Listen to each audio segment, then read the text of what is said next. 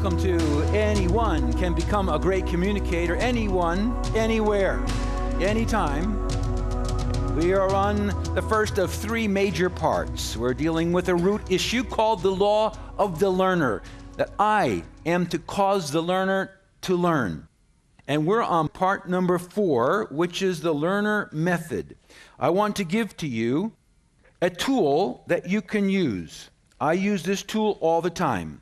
I got this idea when one day my car wasn't running very well and I couldn't figure out why. I know a little bit about cars, but I couldn't figure it. I drove into a nearby shop and I said to the mechanic, my car runs okay, and then it misses and it runs and it misses and I don't know why. He says, come on, drive it in here and I'll put some wires on it and turn it onto the computer, the diagnostic machine.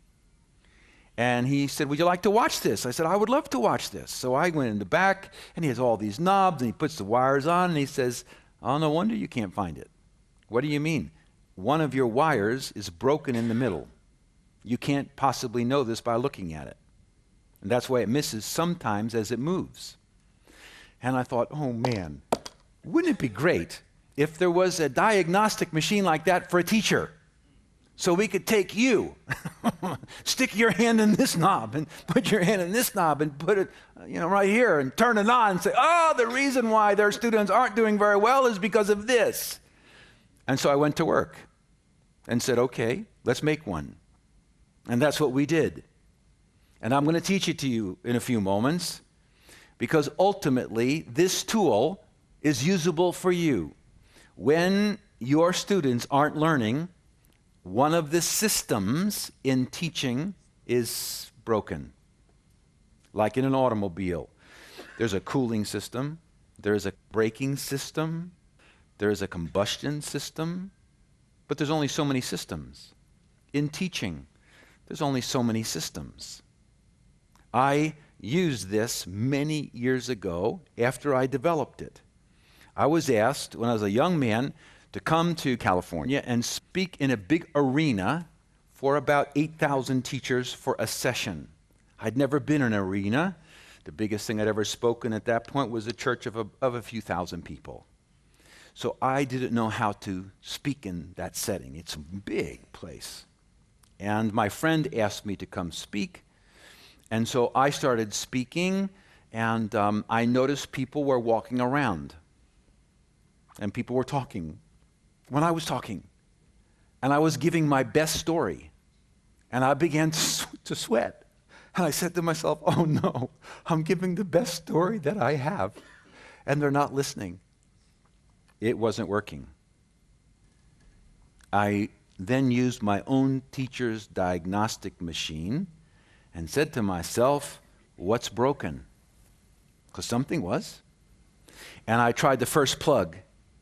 And I said to this plug, is it because the content that I'm giving is irrelevant or disorganized? And said, no, content is well organized and it's really for them. Well, that's not it. Second issue, how is my relationship with the students in the audience, the other teachers, the principals? I said, no, we've never met before. There's not a negative or a positive. And they gave me a warm introduction so the people would have a slightly positive attitude because of what my friend said about me. I said, okay, it's not the student and me. It's not my content and me. Oh my goodness. It's the style.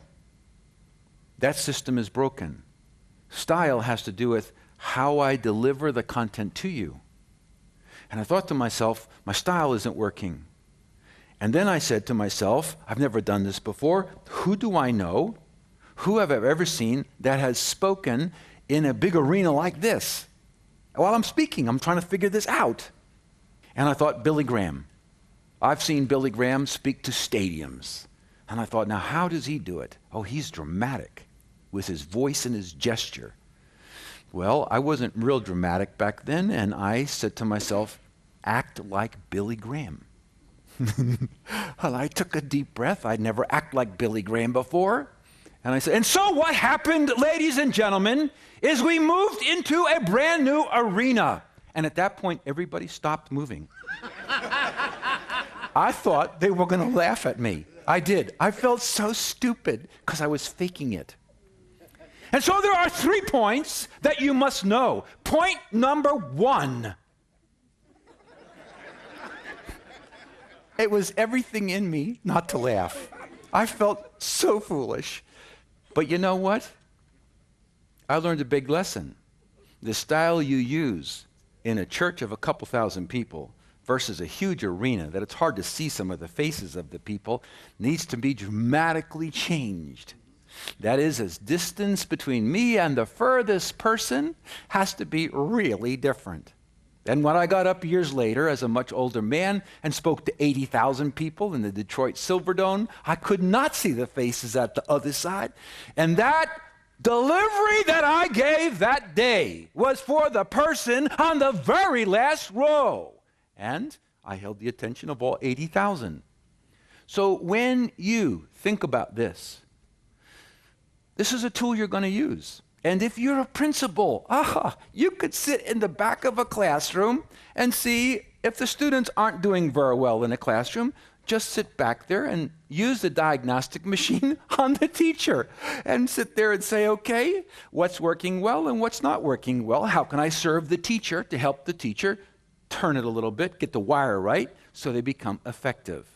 So take a look at this little chart that I have for you called the learner method. Person down here, that's you. You're the speaker.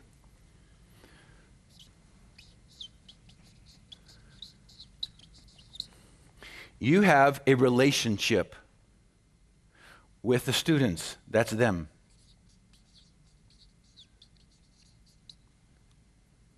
If they don't like you, do they want to learn from you? Well, one of our kids, when we're very young, they came home crying from school. The teacher's so mean, I'm not going to learn anything. I don't like her. That's the problem right there. This is the relationship between the speaker and the students. But for you to teach, you have to have something to say. That's the subject.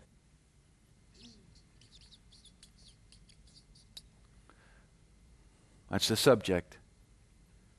If your subject is irrelevant, or if your subject is disorganized, when a student comes away and says, we never learn anything in class, what's the problem?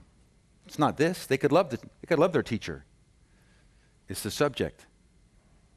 The last part of this is, the subject is right here. This is the subject for me. You're not the subject, you're the student. Yeah, but the subject's on that paper. And you're right here. Guess what I am? I'm the link. I'm the living link between what's here and what's there. I'm the person who has to deliver it to you. I'm the delivery boy, in a sense, to bring the package to you. This is a word that is used commonly in communication. It is the word style. It is how you deliver the content to the student. You therefore have 3 relationships that I want to talk about. There's actually 5, but I want to show you 3 so far. One of them is, what is the relationship you have with your student? Your student is the who you're communicating to. How do they get along? Do they like you? Do they enjoy you? The subject is the what you're teaching to the who. And the third is the how. How are you taking the what and giving it to the who? How are you taking the what and giving it to the who? This is style. Now there are 3 key things that go right or wrong in teaching. There's 2 other ones. One of them is even more basic and one is more advanced. The more basic one is you. How are you doing with you? When you come to class, are you ready for class? Are you prepared? Have you turned on your engine inside? Have you become a causal agent to cause them to learn? Have you set your mindset ready? Have you warmed up? Are you ready for the day of teaching? That's you. Most teachers don't get themselves ready. I remember I was talking to one teacher, and she was very discouraged, and she says, I don't have fire in teaching anymore like when I was young. And I said, ma'am, whose fault is that? What? Who put out the fire? No, teaching all these years put out the fire. No, ma'am, it sure didn't. What do you mean? Where is the fire? What do you mean? Well, where is it? Is it in the students? Is it in your content? Where's your fire? No, it's supposed to be in me. I said, that's right. And are you telling me the fire went out? Yes. Did you put wood on the fire? Did you stoke your own fire? Wait. Everybody's fire goes out.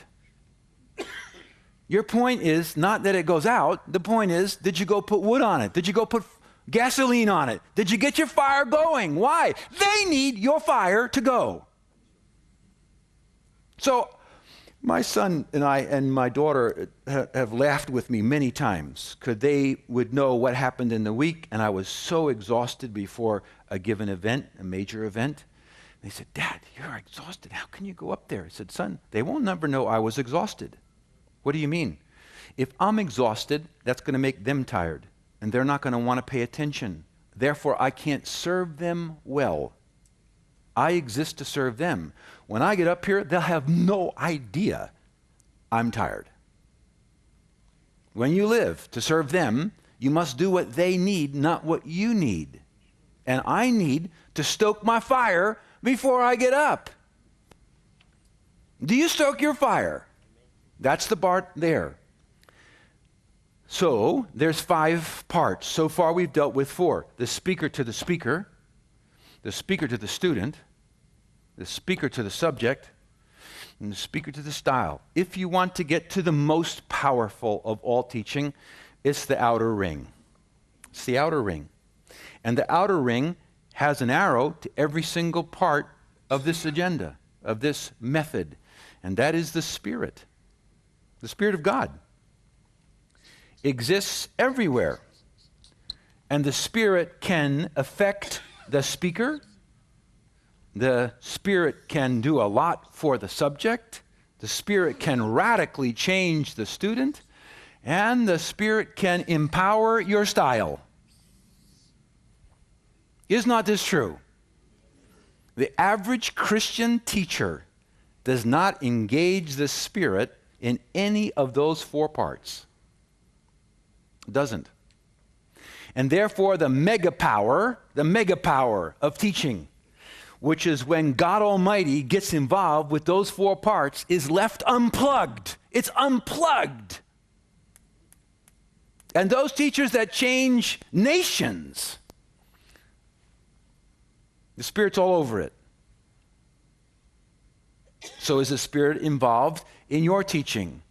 Do you ever say to the Spirit, please fill me up and use me in a powerful way? Please reveal to me how to build the content, what I should be sharing on this topic to my people, how I should organize it. If you heard the amount of praying I did about the outline and this chart and these notes that I had toward God,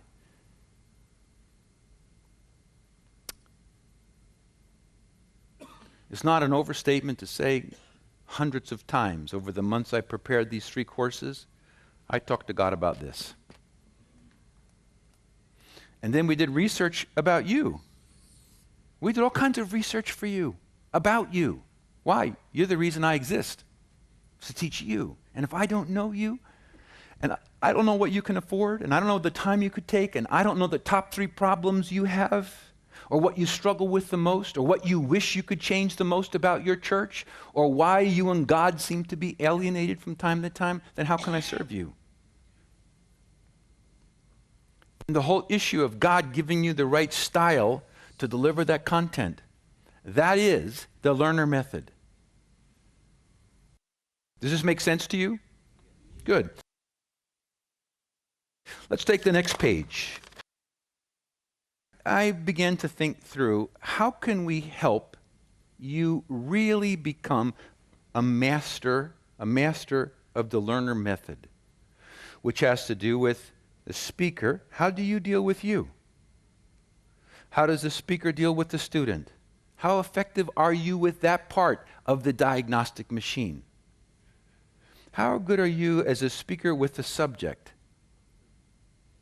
How good are you with a speaker with your delivery to the people? Or are you boring? This is where boring happens, right here. And how good are you in relating to the Spirit and getting connected, and that the Spirit moves with you? So many of you yesterday came up to me or one of the other leaders and said, oh, the Holy Spirit was all here all day long. Do you know why the Holy Spirit was here all day long? Because all of us in the leadership team were praying that the Spirit of God would show up and teach and convict and lead and set people free all day long, and He did. Did He not? Okay, that doesn't happen by accident. That happens because we know what does the Spirit require of us for Him to actually answer that prayer. One of it is that He is the master teacher and I'm not. And that I exist to serve Him as the teacher, and I'm the teacher with a small t. And He's the master teacher. That's why yesterday, for those of you who were here, oh my goodness, there came a few times in the day where the Spirit of God stopped all of us. Do you remember that? How many were here when that happened? Oh my. And when the Spirit of God came, what did the under teacher do? Submitted instantly. Instantly. Why? He wanted to do something that wasn't on my agenda. But his agenda is the agenda. My agenda is a temporary agenda. And how long did we stay there? Until he was done. How did I know he was done? Because he always gives you a sign when he is done. He does. And if you don't know what the sign is, you'll interrupt him time after time and quench what he's doing. And some other day I'll teach you about that. It's not for today. But that's how this works. And so when you think about this, I want you to find out where you're good and where you need some work. Because nobody is perfect. Some of these you're really good, and some of these you sit there and say, please don't ask me about that. I really am not very good at that. Okay, fine. We're all learning. So if we look at this, I don't want you to do this now. Just so look up here for a minute so you'll see it. The first part is to rank these. Which of these are you the best at? If you're the best and loving your students, then you'd put a number 1 here. And then what are you second best? Number 2. Circle the score on the yellow arrow, which means how far are you from a low, let's say if you said you were good on the student, if you're terrible at the student, that is, you don't really like them. You love to teach, and you love your content, but you don't really like the kids. Then you have, maybe you're a 5. Okay, circle 5, and go all the way across. Then write the circled number in the box beneath. So if you circled 5 here, just put 5 here. It's real simple. If you're saying to yourself, I'm unsure how to rank myself, then I've put some words beneath each one to help you understand. So take a look at those for a moment. Before you teach, so that's this one right here, are you prepared? Are you motivated? Are you focused? Do you have high expectations? Are you energetic? Did you put yourself in a positive mood? Are you a causal agent causing them to learn? If that's not really true about you very much, give yourself a low grade. If it's really true about you, that when you come into class like Dr. Hendricks, your knee is bouncing, you are ready. When that second hits, you're off. Then put yourself way up top. What about the second one with the students? Do you have mutual respect? Do you have a caring environment? Is there open interaction? Is there authenticity between you? Is there freedom to question? Do they feel the teacher is for them? Do you have a cooperative heart? The third one is your subject. Don't fill this in again. Is your lesson organized? Is it easy to understand? Is it applicable to the students? Is it interesting? Is there lots of illustrations? Is it easy to memorize? Is there regular reviews so that people know this is what I'm supposed to know? Regarding your style, do you keep the kids' or the adults' attention going? Is there a variety of methods? Do you mix up different approaches? Do you use of visuals, dramas and skits, projects, variety, small groups? And is the Spirit really working or not? So I took the fruit of the Spirit and some other passages from the Bible, and I took specific words and I put it here. When the Spirit's active, he'll have a certain way about him. Is there self-control in the class, or is your class out of control? One of the fruits of the Spirit is self-control. Is there freedom in class? Where the Spirit is, there's liberty. Is there peace in the class? For the Spirit is love, joy, peace. Is there joy in the class? Is there unity in the class? Is there kindness in class? Is there humility in the class? So then you think about those, you circle where you are, and then I want you to look at letter D. What did you discover about your teaching, which is D? E on the right-hand part of your sheet. How can you immediately strengthen your weakest area? And then to find your score. We left this last and it can be a bit discouraging. Add these 5 numbers, which is what you circled. If you got a perfect score, 20, 20, 20, 20, 20, you'd have 100 points. So now you'll know. Let's take a look then at the next page. As we wrap up the learner maximizers, it spells the word learner as you look down the left-hand column. Just to help you remember this, number 1, love your students consistently and unconditionally. Consistently and unconditionally. E, express the subject in terms of the student's interest. You have to find the connecting point of your content and your student. Number 3, alter your style according to your students' responses. If they're not following you, if they're bored, change your whole delivery. R, rest in your talents and gifts and be yourself.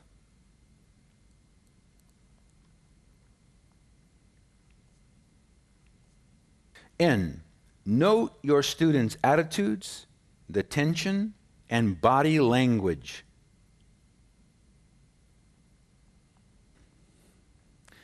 None of us in this room have all high abilities about everything. Some of us in the room are really outstanding subject people. You love to study. You have a lot of books. When break happens, you don't go to the coffee break, you go to the bookstore. You love content. Well, people who are really high in content often have a struggle with style because they honor subjects so high that they don't feel style is important. And people who are a natural with students will sit, I had teachers like this in graduate school. They'd come to class, they'd say, let's talk about the soccer game this weekend. And we would talk about the soccer game for 15 minutes in class. Then he would talk about what happened to his daughter. He would sit here and he'd have a cup of coffee in his hand. This is in a graduate course. And the last 10 minutes, he would panic and read out notes we'd have to scribble really quickly. What did he care about? Are you having a good time? Is this meaningful to you? How are we relating back and forth? Can I get some coffee for you? That's the most important to him. His subject, he was down at 5. His style was about a 10. So all of us are like this. Are we not? Okay. So what do? You use the greatest strength you have to compensate for some of your weaknesses. That is, I remember I was in graduate school. I worked in the president's office as a student, and I was working there, and one of the new professors came in with 2 PhDs.